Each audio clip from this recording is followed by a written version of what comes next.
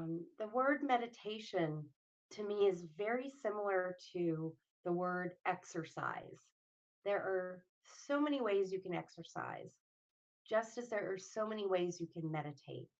And for whatever your goal is on any given day, there is a meditative practice out there that can support you. And when it comes to grief, and this is kind of being um, simplistic, but I kind of see it as there's three phases where meditation can help. One is in the early stages, like when you're in that acute grief, and you're. My experience of that in my own body is heart racing, shortness of breath, feeling distracted, feeling really out of body, like I'm on another planet, and it's a really uncomfortable, unpleasant. There's that yearning, that heartache, and I imagine many of you are quite familiar with that. Um, so the focusing meditations, back to meditation being an umbrella term, and there are pieces underneath that we can work with. Focusing meditations, like where you meditate on your breath or on sound or on a mantra, those can really help you land in the present moment and give your mind refuge, a safe space where you can take a break from all of the pain. And what that also does is it switches your stress reaction off. So many of you might experience grief as a stress response where your blood pressure's up, all those things I explained earlier that I've experienced as a grieving adult. The focusing meditations that are early on in my program, um, they really give you a break, and they're my go-to when I first start working with people. Focusing meditations are the gift I can give. And so let's try one out, because whether you're in the acute, arena of grief, or whether you're years down the road, or maybe you're a grief professional, this type of practice can help with everyday stress as well as grief. And so it's incredibly helpful. So I'm going to invite you all to close your eyes if you don't mind, or you can gaze softly at a point in front of you. You might want to turn away from the computer so that you're not staring at a light. And the option of vote, keeping your eyes open, is a good choice if you have trauma associated with your grief, or if you get intrusive images. It just gives you, again, another layer of protection where you can know you're in the room, you're in the present. It gives you a connection to right here, right now. So go ahead and choose how you want to be for this first meditation, which I'm going to combine a couple elements, but we'll talk about it afterwards. So maybe let your feet rest on the floor, let your hands rest in your lap, and just take a moment to feel the sensation of the soles of your feet, whether they're connected to the ground or you feel socks or shoes on the soles of your feet. Just really sense that, and know that what you're feeling in your body is happening right here, right now, in the present moment. And notice how long you can stay with that sensation. You might drift away pretty quickly. See if you can come back to that sensation in your feet. And if you aren't feeling much there, if there isn't a lot of sensation, see if you can um, turn your attention to another part of your body where you can really feel sensation, where strong sensation is happening.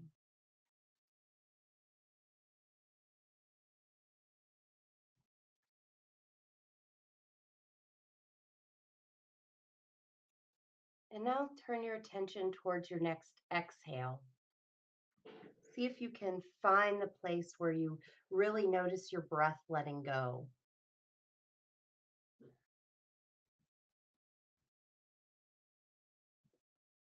Let your breath go out and see how many exhales you can stay with.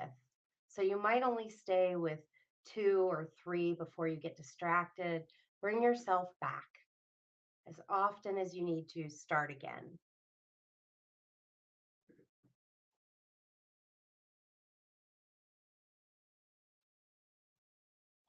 And if that feels hard to grasp, simply start at the number 30. And each time you exhale, start counting down, count backwards. 30, then 29, then 28, and so on, going backwards.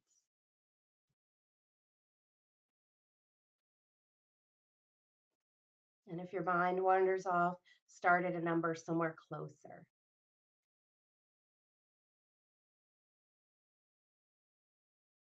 close by. Just start again.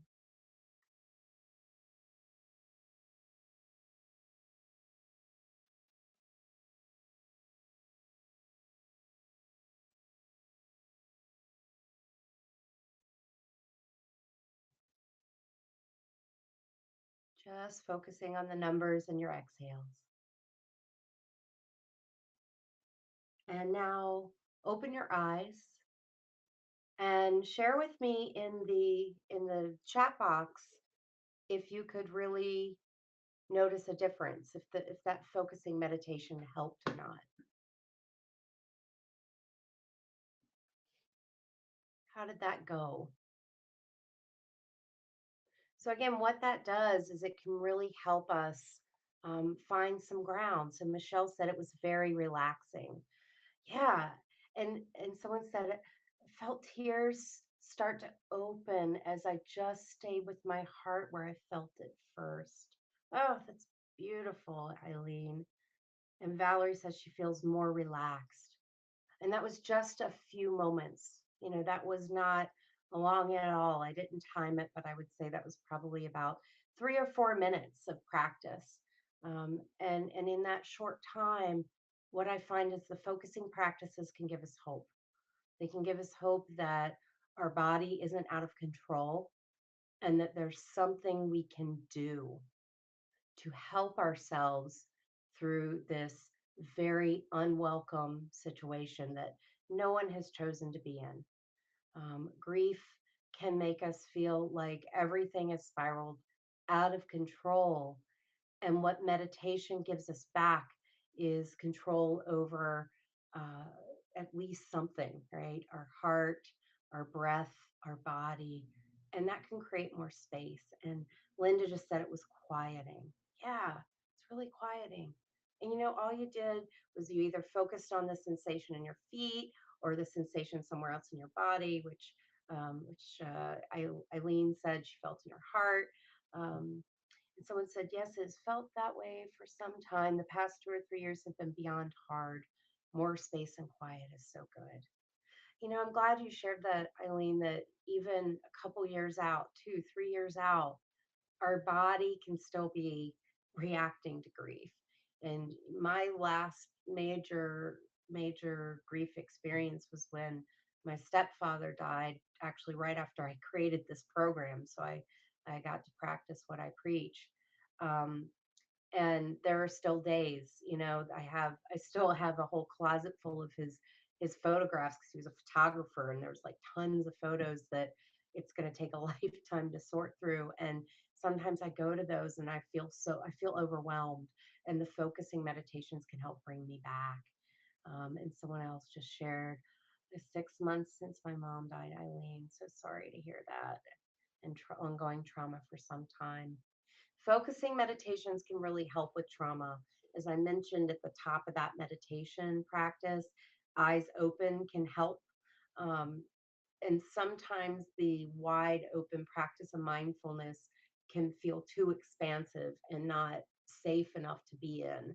And that's why I want to share with you a lot of different kinds of meditations for you to practice. So thank you all for sharing your feedback about that very simple but incredibly effective practice. So hopefully that gives you a little insight into how meditation can help you work with the acute feelings of grief, the physical feelings, those really intense feelings.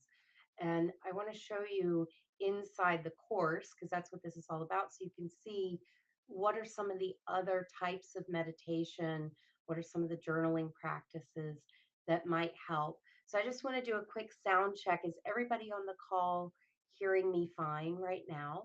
I'm thinking you are if you were able to respond to the meditation piece. But I did switch out microphones, so I just want to make sure. Okay, good. Thank you, Cora. I really appreciate that. And Val, thank you. Michelle. Okay, good. Yay. That's good. All right, so I'm going to switch over um, to the screen to my other window here, and I'm going to start by showing you inside. Oh, Kathy is having a problem with sound and freezing screen. I'm so sorry. That could also be a connection with, that could be an internet issue. So I'm hoping maybe the replay will be a lot easier for you to see. So that's something that I don't know if I mentioned at the top because we were working with the technology glitches, but you will all get a video replay of this a couple hours after it ends. So if you're having any issues right now, or if you want to go back and do that meditation, or there's something I say that you need to review, don't worry, you're going to get access to that. So I'm going to pop over and just kind of show you the inside, like the structure of this program. And let me make this nice and big. So I know it might be kind of hard to see, so I will read things. But as I mentioned early on, there are so many types of meditation. And what started off as a simple idea about just offering mindfulness meditation for grief turned into an 8 week program that turned into a book that now has been turned into this online resource. And I'm just kind of scrolling down. I'll go back and go slow, but so you can see the progression. And the reason why some of these are grayed out and some of these are black is because I have looked at the grayed out ones and marked them as complete. I kind of wanted you to see that if you've never done an online course before. That's how you can keep track of what you do, is you can mark things as complete. But these are all the different modules and lectures that I came up with that help uh, work through the different parts of grief. And some people like to hang out in one of these modules for a long period of time. That section that we just did, or the meditation that we just did, the focusing meditation, really comes from the first practice module, which is called conscious relaxation, how to care for your grieving body. The very first module in here is kind of a how to use this, a chance to introduce yourself, how to create a practice, how to create a space. The two rules of grief group, which is a video, so I can't really show you, but the rules are basically be kind to yourself and be kind to others. And I'll just show you visually what these videos look like. So it's me usually talking, kind of like what you've been seeing. Um, so that's, you'll get a few of these per module, and I try to keep them nice and short because one of the things I experienced when I was grieving. Oh, let me turn my sound off. And a lot of people experience is just a sense of overwhelm. It's hard to take in a lot of information. It can be hard to read. We've talked about that in other webinars, which is kind of funny because I wrote a book on grief, but I know how hard it is to read because your brain is trying to make sense of what happened. And so all of your energy can go into that. But each of these modules has several videos and several guided meditations. And I'm going to scroll down to one that's a little later in here that's also black so you can kind of see a little bit better. But we talked about using focusing meditations for for finding refuge, finding safety. Actually, let me go back up. That's the first module, how to care for your grieving body, how to create safety. The second module is mindful awareness, how to find refuge in the present moment. And this bridges from focusing, honing in, paying attention to widening out your awareness. Classic mindfulness, paying attention to what are my senses feeling, hearing, smelling, tasting in the present moment. And this lets you start to open your eyes. Have any of you ever experienced grief as though you're in a cocoon? I mean, sometimes it's quite literal where you're under the covers and you don't want to come out. And sometimes it's metaphorical where you don't feel like being around other people, or you don't feel like even noticing what the weather's like outside. It just doesn't matter. But in this mindful awareness section, this is where we start to widen out our lens, pay attention to the world around us. Um, oh, and Eileen said, I'm on and off on that. I think it's where I am right now. Like saying goodbye to last year, I said goodbye to mom. Yeah, the new year is such a strange place to be when we're grieving, isn't it? Especially if someone was alive in one calendar year and now they're not. And so it sounds like you're in that place where you're kind of maybe peeking your head out of the covers. Is that, I don't know if that's what you're saying, but that's how I'm interpreting that. But then sometimes you might duck back under the covers, and that's okay. We naturally go through what's called the dual process model of grief, where on one hand, we might be engaged in what's called restoration oriented coping, which is where we are re engaging in our life after loss. We go back to work. We might go out to tea with a friend. We might take on a new hobby or a new role, um, whether by choice or because we have to. And then there's grief oriented coping, where we might cry, or we might join a class or join a group where we're actually tending to grief itself. We're turning into the pain. And Valerie said, I feel safer when I'm alone. And I get that because we're often the only person who understands us. And that can feel really isolating. But that's very timely you said that, as we move into the third module, which is called compassion for yourself and others, attending to grief and loving kindness. This is the module where we learn how to be our own best friend.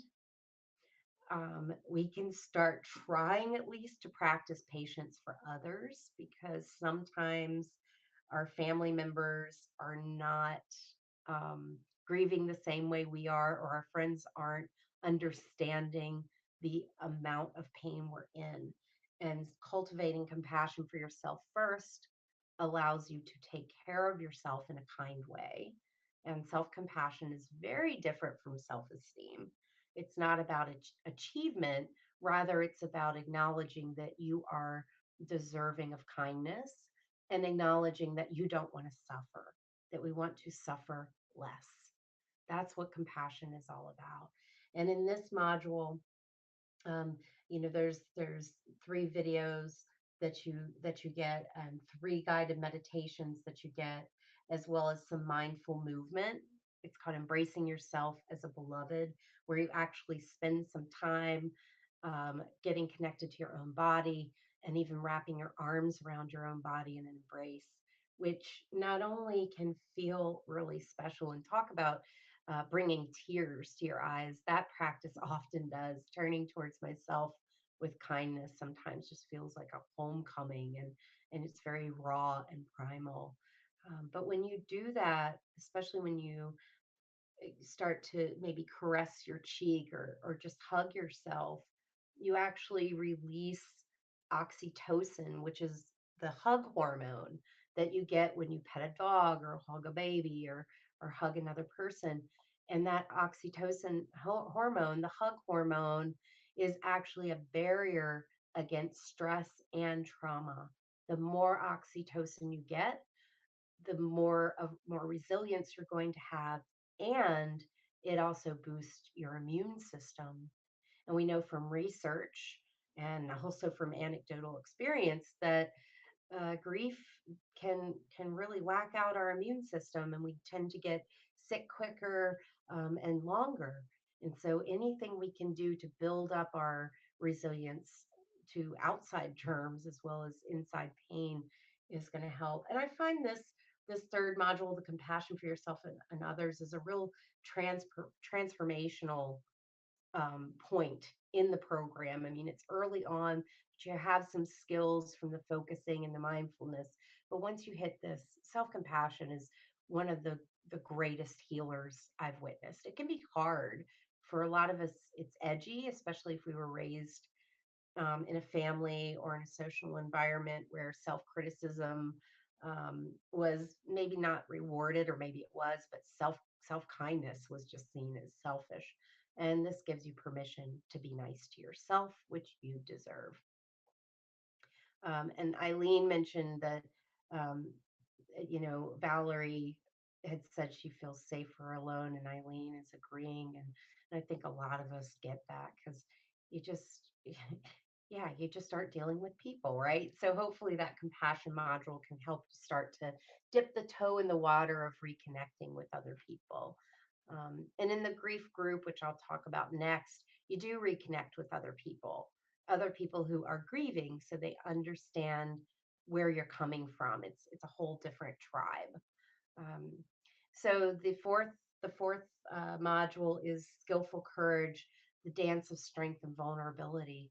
And once we're able to turn towards ourselves and be compassionate towards ourselves, we can become more accepting of our vulnerable places, our tender underbelly, um, the part that doesn't want to be around other people. So learning how to be compassionate towards that part of us is really helpful. And in this module, there's a couple of videos. There's three meditation practices in here, and then there's a couple of informal challenges which you'll find in every module. But one is called it's called softening your armor, and I'll just click on that so you can see it because I wanted you to see some of the things inside. um, in some of these informal practices and the journaling pieces, you'll have a nice pretty graphic that you can download or share, and it's just meant to inspire you. And these are quotes from the book. um, and some of the images, not this one, but some of the images are from my stepdad's collection. So I share that with you to know that's one of my ways of carrying on his legacy, is using his images in my grief work. It makes me feel really bonded with him still. And so this is all about Brene Brown, and which I don't know how many of you are familiar with her, but I absolutely love Brene Brown. She's a shame researcher, and she knows so much about vulnerability. And so there's a little bit of insight into how she sees vulnerability. And then there's an opportunity for you to practice what it would be like day to day, just taking off a layer of your armor. How many of you have that armor? Do you know that feeling, where you're really guarded? So, what would it be like to just drop it a little bit? Doesn't mean you have to throw it away, but just to remove it a little bit at a time, pull it back when you need to. That's the strength. That's the dance of strength and vulnerability, is knowing when is it safe to soften the armor, and when is the armor actually serving us and protecting us. So then um, the next section after the dance of strength and vulnerability is getting unstuck, because and this applies to both grief and our meditation practice. There are classically five mental hindrances that show up when we're working with meditation practice, with mindfulness. And this isn't necessarily specific to grief, but I can tell you that all of these do show up in grief. So these come from the Buddhist tradition of meditation, where these are the five mental hindrances, which can happen when you're just meditating. And number one, sensual desire. I can tell you my number one sensual desire distraction in meditation is food. I mean, hands down, there is no question about it. So, a lot of us will use food or even alcohol to numb our pain.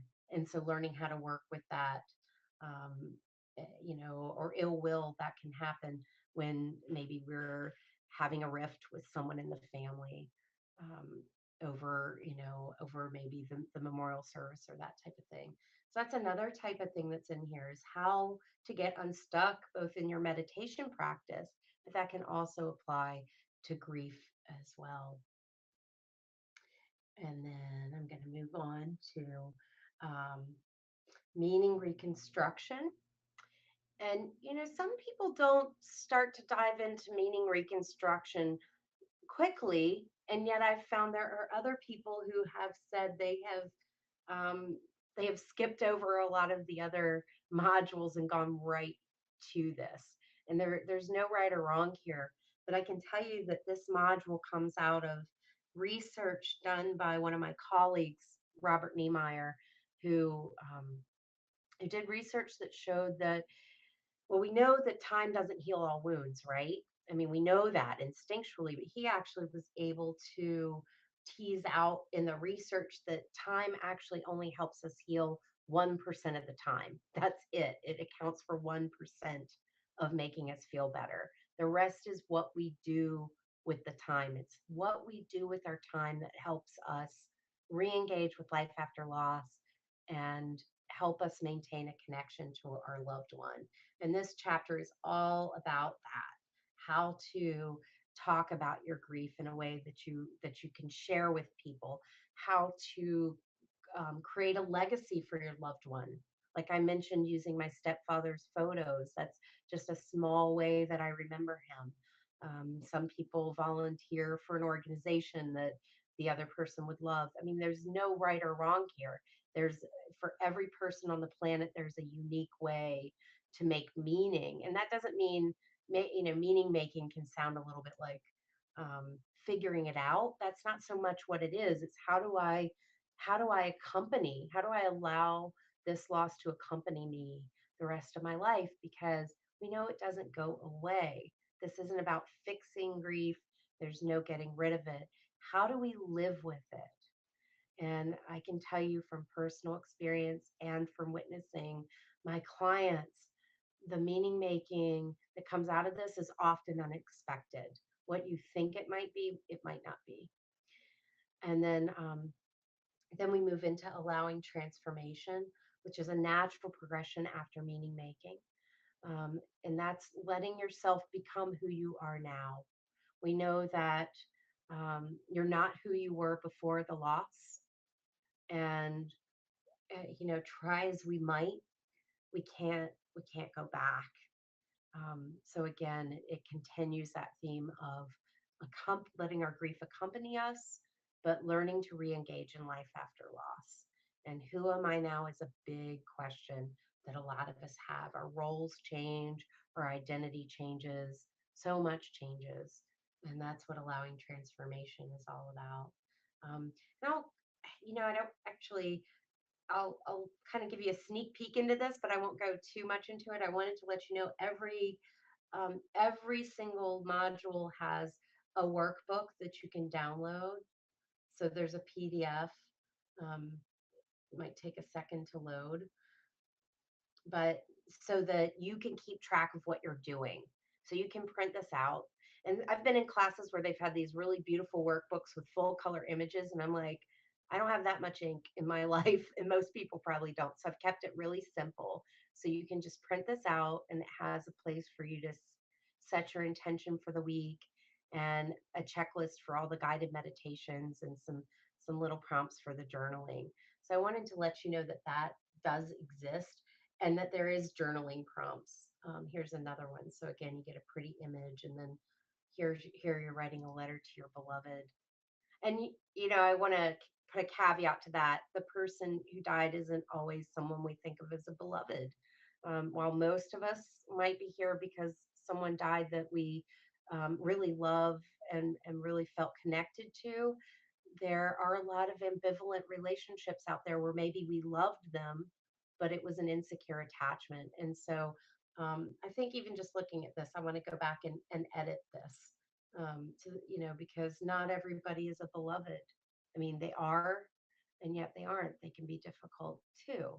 So, I don't want to disenfranchise those of you who feel like the person you're experiencing grief for someone where you had an insecure attachment, that this won't be helpful for you. It will be.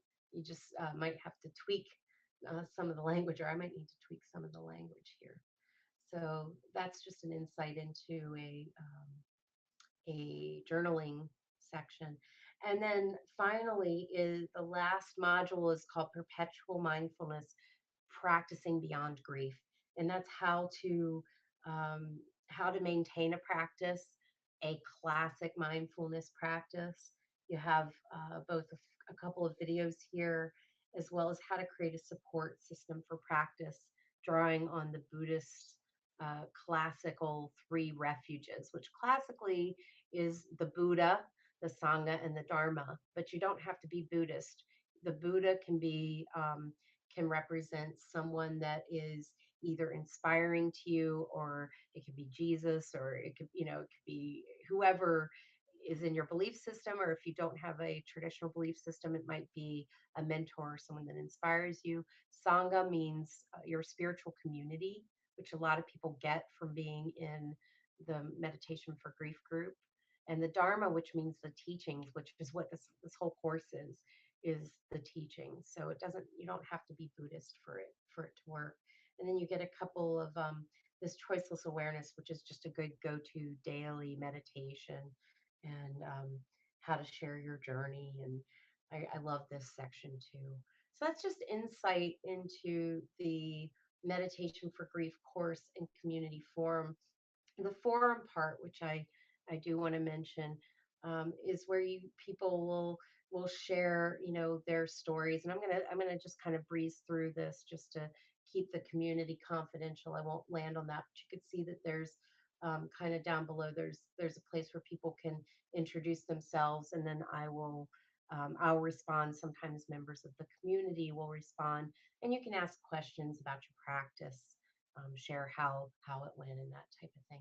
So, are there any questions about this particular program, or anything that stands out to you that you think could be particularly helpful as you work through your grief? If so, feel free to post it in the chat box, and I'm going to pop up.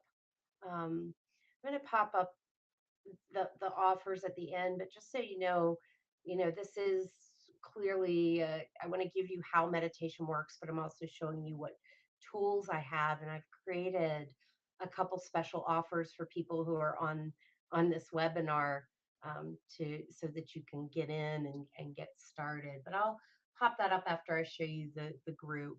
So this is what I call the course and community forum. So it's all contained in here. You get what you see, what I showed you, and you get to ask me questions and answers. But then there's another level, which is the actual small group. And I run this a couple times. Well, I ran it, I think, twice last year, but I'm hoping to probably run it maybe six or more times this year, because it's just amazing. I have to admit, when I first did it, I was a little scared because I'm bringing together strangers in an online forum, which is nothing like bringing together people in a meditation studio, except for that it was just like bringing people together in a meditation studio.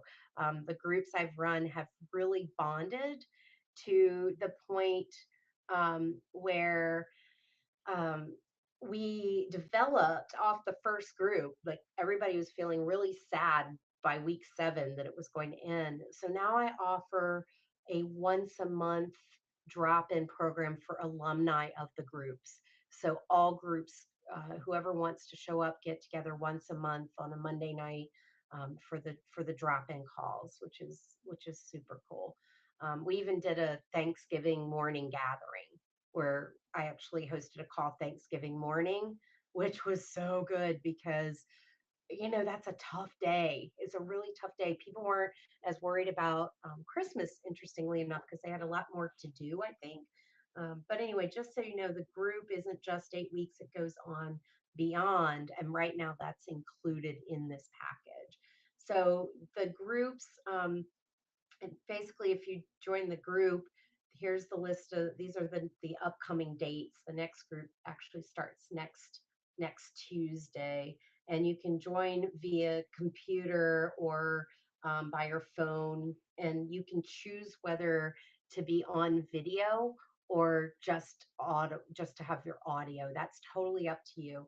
And I was going to show you a demo of how that works, but because my camera is being used for the webinar, I can't also use it for Zoom, but I do have a video. Let me turn the sound off. So if you do the group, don't worry. There's actually a video inside of here, and I think around the 2:35 mark, I show you, or somewhere in here, I show you how you actually can access, like how it works, the technology, which we've had enough technology fun tonight, but this shows you how it works so you don't have to feel um, nervous about that. So, what I found the first night, the first group, is I had everybody's cameras off because I thought people would want to be anonymous. And then one by one, the cameras kept popping on. And it turns out nobody wanted to be anonymous in these groups. People really liked to see each other and be seen. And again, these are small groups, maximum of 12 people per group, because I want to be able to give each person that level of attention. So that's how the group works. Um, so I said that I would have a couple special offers, but first, are there any questions? And Kathy, thank you. I see you're posting that. I'm not far from Loudoun County, so I will definitely get in touch with you. That would be fantastic. Thank you.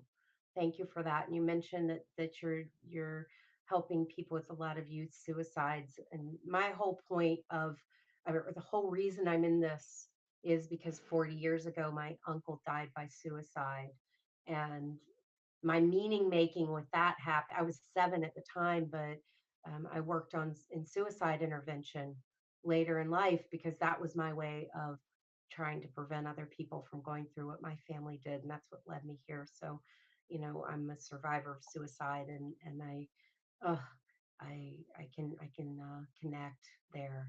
My mom and I still talk about my uncle. Yeah, 40 years later.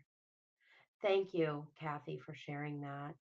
I honor your story too. I appreciate it. I'm just reading in the chat. I won't read that directly, but thank you for mentioning that.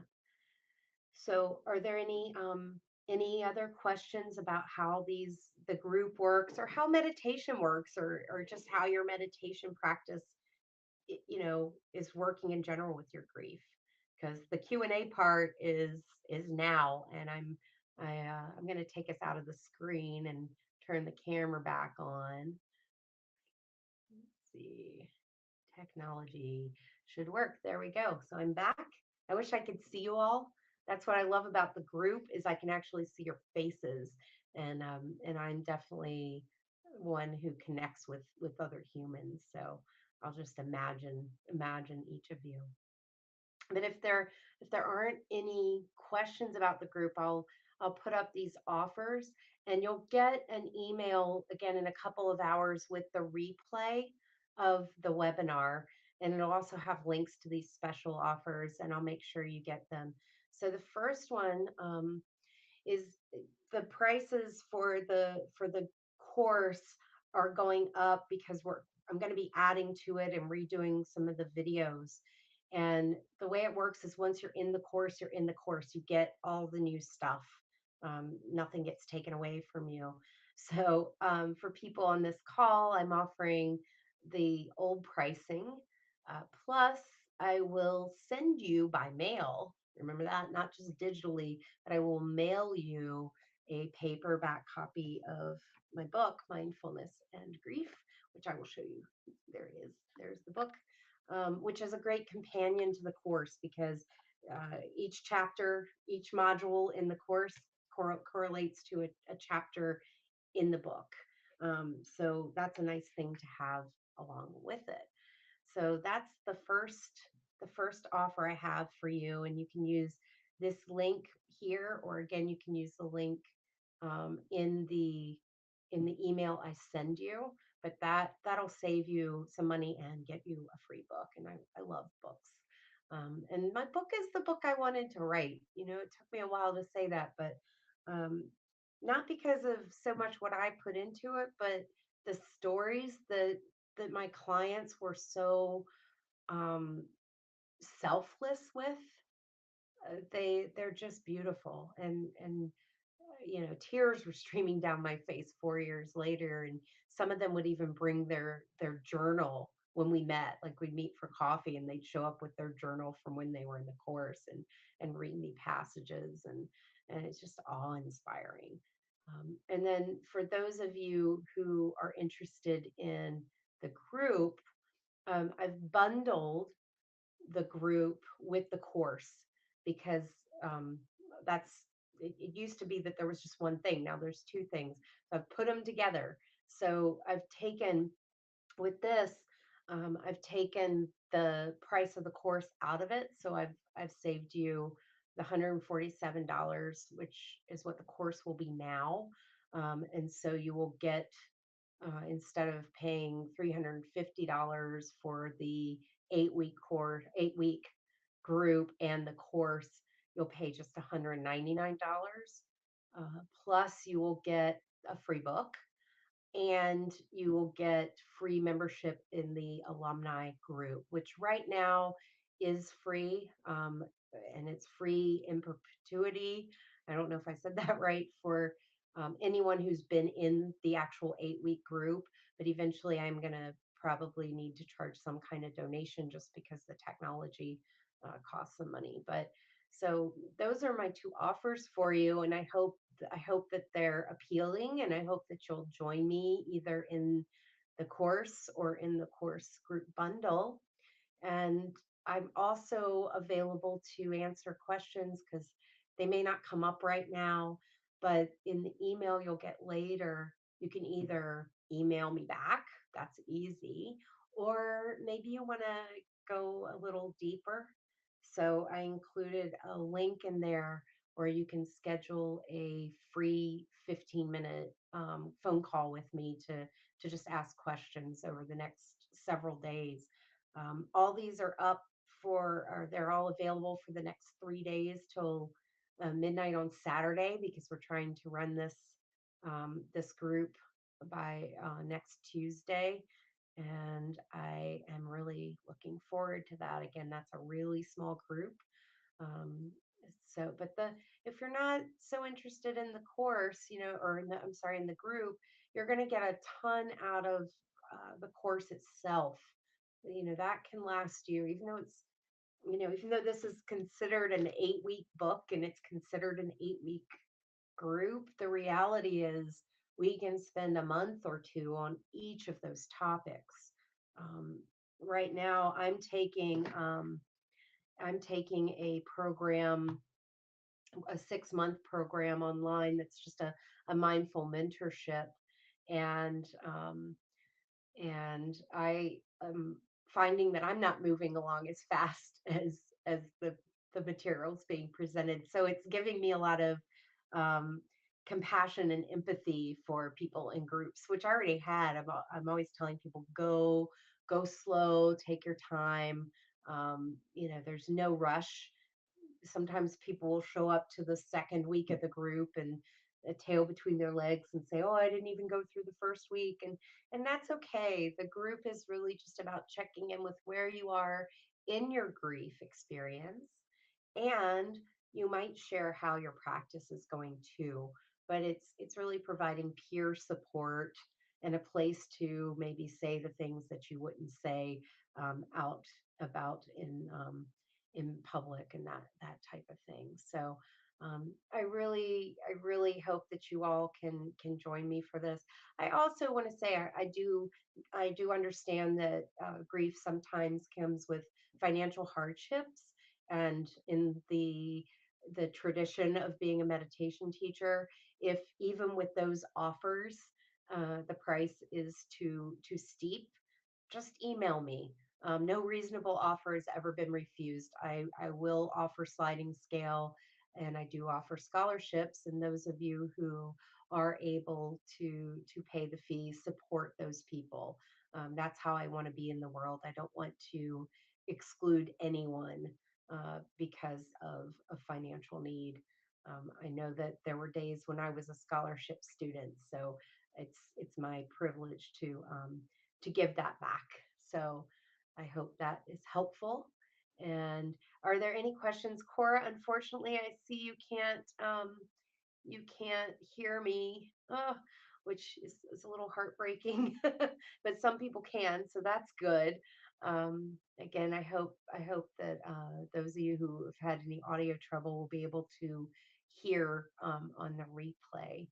So, are there any questions? I'm actually going to type that in too, since some people can't hear. Any other questions? Let's see. Cora, please email me when you finish. Okay, yes, I will do that. Yes, you will get an email with my contact information. I will type that in there. You, so any of you are welcome to email me, and I'll put my email in here right now too. Heather at Mindfulness and Grief.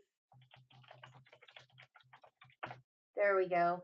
And yes, you can pay with a credit card. When you click on those links, you'll go to the registration page, and which you know what I didn't put up here, but you can pay with either credit card or PayPal. So it's set up for that. It should be super easy. And if you have any troubles, let me know.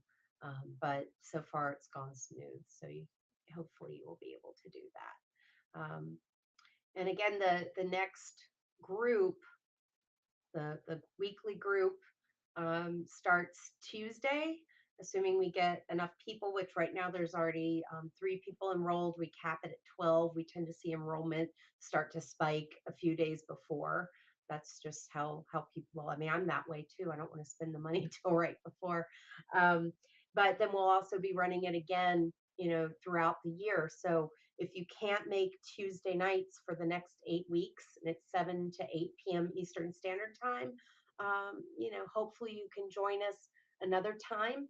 If you decide you want to take the course now and join a group later, you will also get special pricing, because I'm not going to charge you for the course twice. That wouldn't be cool. So people who are in the course will be able to apply what they pay for the course to a future group. So that's totally okay too. But those of you again who do the next group, you will be guaranteed membership in that alumni group. And it's interesting, we have people from we have one member from Argentina and one member from London. So we're actually global, which is pretty cool. Do I advertise the next group starting dates? I have not picked the next group starting dates just yet, because I'm nailing down my speaking schedule for April and May. I wanted to run one in March, like March to April, but I'm not quite sure if I have 8 weeks in a row where I can be show up at the same time. So as soon as that all gets nailed down, I will put them up. And I usually try to do that a week or two after the next group starts. So if you're on my email list, which if you signed up for this webinar, you're on my email list. I will send that out as soon as I know it. And also, if you're interested in doing a group in the daytime or a specific day of the week, feel free to email me with that too, because if I have a bunch of people who, every now and then I'll have a cluster of people who say I'm only available during the day, or then I can plan the next group around that if there's enough people. So I try to be as accommodating as I can. So these are really good questions. Uh, so we are almost at time, and Kathy, yes, all right. Any of you, please email me. I'll probably be hanging out here on the computer for another 15 minutes or so, and address any emails that come in, and then I will be doing my evening meditation practice and self care, and I will answer any other emails tomorrow. Or don't forget, when you get the replay email from me in a couple of hours, you have the option of scheduling a 15-minute call with me over the next few days, so we can talk on the phone, or we can set up a you can actually have a Zoom meeting with me and give that a try, whatever works. So we are now at 8:01, so I'm going to honor your time. I really appreciate you all hanging in here with me. I know the technology was a bit squirrely at the beginning. I love Zoom because we just don't seem to have those issues, but this is a new webinar platform for me. So thank you. I'm so grateful you hung in, and I look forward to having you as part of the tribe, whether you're in the group or the course, or just joining me for these free webinars. So thank you all. And let's just take a couple breaths before you leave, because who knows what'll happen. I don't know if you're going off to bed or off to dinner or whatever, but it's always great to take a mindful pause. So just take a moment and a few rounds of breath.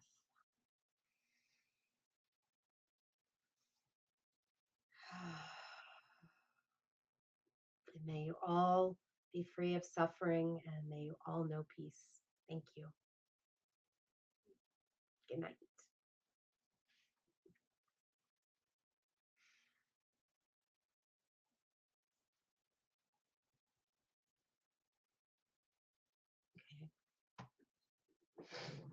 Okay.